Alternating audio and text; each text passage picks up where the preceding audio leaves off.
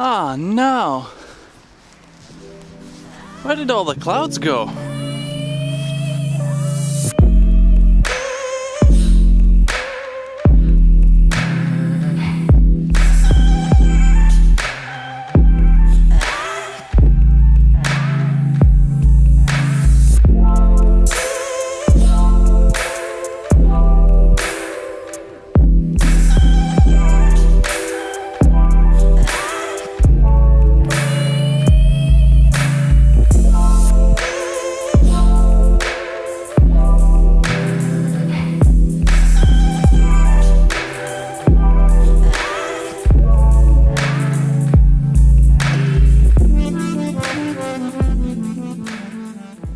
What's up, ladies and gentlemen, it's Rustlax back with another video, and this is gonna be the episode 1 of I don't know how many, but I'm gonna be making the ultimate guide and time-lapsing. I'm gonna be teaching practically everything I know, all the different techniques, all the settings in the camera, how to edit the photos, how to do the editing in Adobe Premiere to actually make a time-lapse. We're gonna be looking through different softwares, different remote controls, different ways of making time-lapse in general. Unfortunately, by the time I managed to get out of my house, we've lost most of the clouds, but I'll see what I can do. So today we're gonna be just looking at how to make just a basic time-lapse. Just set up your camera, set up your settings, what you need to make a time-lapse, and we're gonna jump back to computer. We're gonna edit the photos, gonna go into the Adobe Premiere, and we're actually gonna make the time-lapse itself from the very beginning to the very end.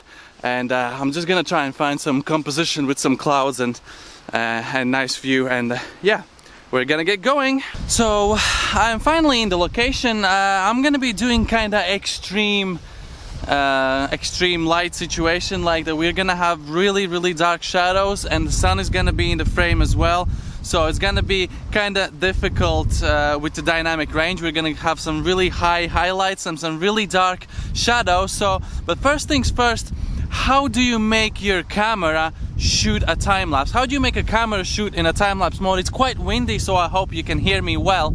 So if you're lucky and you have fairly new camera, your camera probably has the intervalometer feature built in. So if you just dig through your menus and you find intervalometer or time-lapse mode and you fiddle around with your settings, that's how you make your camera shoot a time-lapse.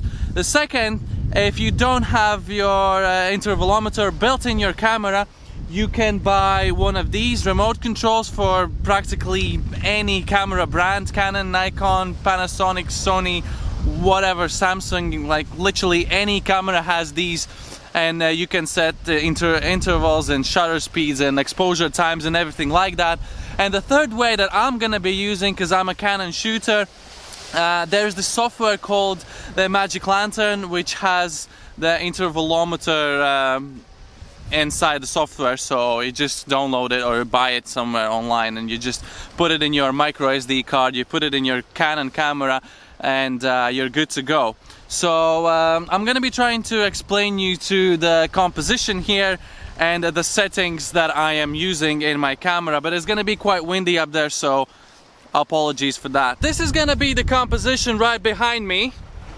So we're gonna see a little bit of rocks and a little bit of a coastline, and as you can see, there is sun somewhere up there. It's not actually, the sun is not actually in the frame, it's just that it's kind of very bright in the clouds, so that's gonna be quite blown out. But meanwhile, the coast and all the rocks are gonna be quite dark. So what you want to do in general for shooting landscape, so you want to keep your aperture quite tiny. So we're going to be using an f8 to increase the sharpness throughout the photo. ISO 100 obviously, because we have plenty of light, we don't need to increase that. Basically you just adjust your shutter speed to get appropriate exposure. For me now, we're at f8, ISO 100, and shutter speed is 1/60th of a second, and I'm trying to predict, like, my settings might might be slightly too bright, it might be slightly blown out in the sky, but if you look at the clouds, you can actually predict the clouds are going to be coming this way and the sun is going to be covered, so it's actually going to get darker. So that's why my exposure is slightly too high. When the sun is going to go behind the clouds, it's going to be on point. Obviously the photo itself straight out of the camera is going to look pretty crappy, but we're going to make it all come to life in the Lightroom. And since the clouds are moving fairly quickly, I'm gonna jump into Magic Lantern settings. Take picture every how many seconds. So if you look at the clouds and you can actually see them moving, which you can, some of the clouds are actually moving quite quickly, some of them are moving slower. I'm just gonna be doing, I don't know, 5 seconds in between each shot. So you set up 5 seconds and you click your shutter button and your camera is gonna start taking photos. There you go, 1 photo. So how many photos do you need for time-lapse? I like to make my time-lapse to 25 frames a second. We're gonna need 25 photos. That's what you see, that's what I said, it's gonna get darker. So we're gonna need 25 photos to make 1 second of a time-lapse. If you wanna, let's say, 4-second time-lapse, you're gonna need 100 photos. So the good thing about Magic Lantern, for example, is that you can see how many photos you've taken. And if you use a remote control, you can see how many photos you've taken as well. And if your camera has built-in intervalometer, you probably can just set how many photos you want to take. 12 photos in a minute, so this is gonna take less than 10 minutes to get roughly 4-second time-lapse. So I'm just gonna chill around here for a while and see how it works out. We are back home with all the photos right here into the Lightroom, and one thing I can suggest, I'm gonna start with the darkest one, and I actually stayed out for longer. I don't have only 100 photos, I have 200 photos, actually 202. So we're gonna have 8 seconds of time-lapse, and yeah, we're gonna jump to the darkest one around here. It looks like these are kinda dark, so we're just gonna go straight with the number 99.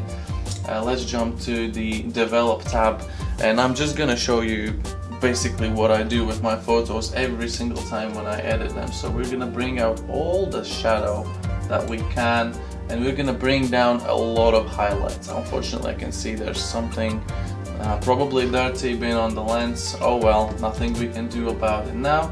So we're gonna bump up the whites to get some exposure, and the exposure itself tiny bit, and a lot of clarity. Like, I mean, the clarity is gonna look really awesome into the time-lapse, and a lot of vibrance we need in this photo to be cool and vibrant. If you zoom in here where we had all the shadows down here, you can see it's all a bit noisy, so we're gonna use like 25 of noise reduction. So yeah, I mean, this is what we get. Now we could use some probably gradual filters for the sky. If we can bring down some exposure in the sky, some contrast, bring down some highlights, and maybe more clarity in the sky. Hit done, and we're gonna grab another gradual filter for the bottom down here, which is just gonna be some exposure again. So yeah, that's what we have, +1 for exposure. Hit enter, and if you hit a Y key on your keyboard, you can see before and after. So that's the difference. This is what we started with, and this is what we have right now. So once you've done that, you go back to your library, and you can see amongst all the photos you took, there's the one here in the middle that we edited. So we want to apply these settings to all of the other photos. So just hit Ctrl A to select all of them, and without holding any key, just click on the one. You can see all of them are highlighted, but this one is highlighted slightly more. So it means if we go down here to the right side and click sync settings, it will take all the settings from the photo that we selected. Make sure it says check all, you can just check all, and click synchronize, and you'll see some little magic going on with all of the photos. There we go, we can just jump to any of the photos, and Lightroom automatically will apply the same adjustments that we did. And just because this is pretty much step-by-step guide, I'm actually gonna do the export settings from Lightroom as well, and there's one little thing you need to bear in mind when you're exporting your photos. So if you go here, first of all, Ctrl A to select them all, click export, and so we got this folder time test, and the title is time, and rename to, you need to be careful. If you're gonna choose this one, it will just do 1 of 200, 2 of 200, 3 of 200, but that's not what we want. We want original file numbers, so they go like in a sequence. If we're gonna choose the first one, X and Y, Adobe Premiere will not understand the sequence, so we will not be able to import photos in Premiere sequence. But I would stick to original file numbers, and yeah, down here for the sizing, limit file size to 10 megabytes. I mean, so the photos are not going to be more than 10 megabytes each, and 10 megabytes because we want the best possible quality out of them. And you just click the export, you'll see preparing for export and exporting 202 files in the corner, and we're gonna be back into Adobe Premiere. Adobe Lightroom has finished its job, so now we're into Adobe Premiere Pro. So again, I'm gonna go straight through from the beginning, step by step, what I would do if I would just make a time lapse. So you can see Adobe Premiere started up here, so we're just gonna click new project, untitled. We can just say time lapse, that doesn't really matter, and eventually Adobe Premiere will open up a new project. So you do a double click here into your media browser, go to the folder where we exported all the photos, and if you click on the first one, you can see image sequence becomes available. So if you click image sequence here and you click open, it will not open all 202 photos separately, but will open an 8-second clip with all the photos all together. So if you go to here and click right click new sequence from clip, it will make a sequence from this little sequence, yeah. And if your computer is powerful enough, we're gonna just go down to 1/4 of quality, we should be able to preview here. So this is how the time lapse, yeah, it starts lagging because it's too good quality. Let's do 1/8. You just need to remember that it's full resolution. There we go, it looks kind of cool, so it looks kind of good. So what you want to do is now go to File and export media. So we're gonna be here with all the export settings. I know it's all very confusing, but we can go with 4K resolution. So first things first, so we're gonna select H.264, and so it just basically matches the sequence settings here, but that's not really a 4K. So if you want to unclick here, so we can go with 4K resolution, which is 3840 by... Okay, it says that the level, whatever, is wrong.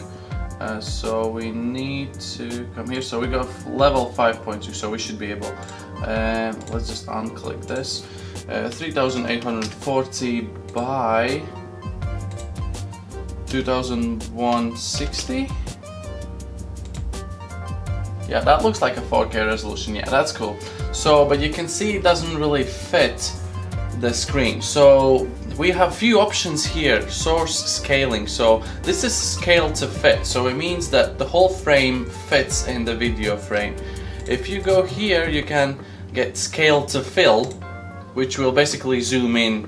You will lose some parts down here on the bottom and the top. And the last one is stretch to fill. So if you look from scale to fill to stretch to fill, what it does, it basically stretches the image sideways.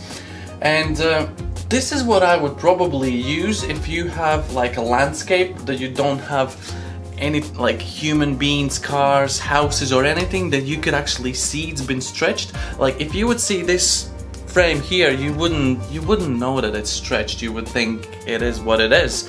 So yeah, if you work with like any landscape that doesn't have like a cars or houses or human beings, you can just use stretch to fill.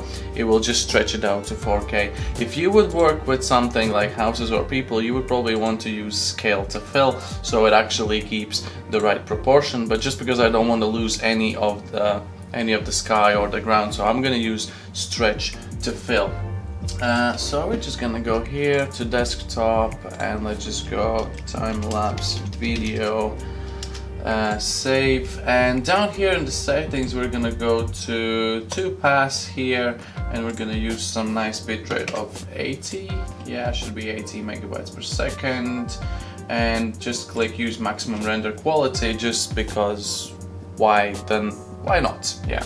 And you click export, and this is probably gonna take some time, maybe not too long, again it depending on your computer's power. And there we go, Adobe Premiere Pro is finished, so we can just hide this here, we can just hide this here, and here is the video that we just made.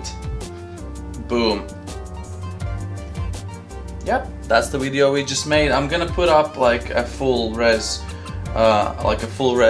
on the screen so you can actually see properly, and you can see I actually got into the frame down here on this right side like twice maybe. I think there was one time and there was the other time, yeah. So I got into the frame twice. So this is how you make a basic, just a standard time lapse without any movement or any transitions, just a one easy time lapse. That's how you do it. If you have any questions, make sure you write them down below into the comment section. I'm gonna continue with like hyperlapse and transitions and different types of time lapses in the next episode of the ultimate guide for time lapsing. Thank you very much for watching. Make sure you like and subscribe to my channel if you haven't already. Make sure you check around for more videos, and I will see you guys in the next one.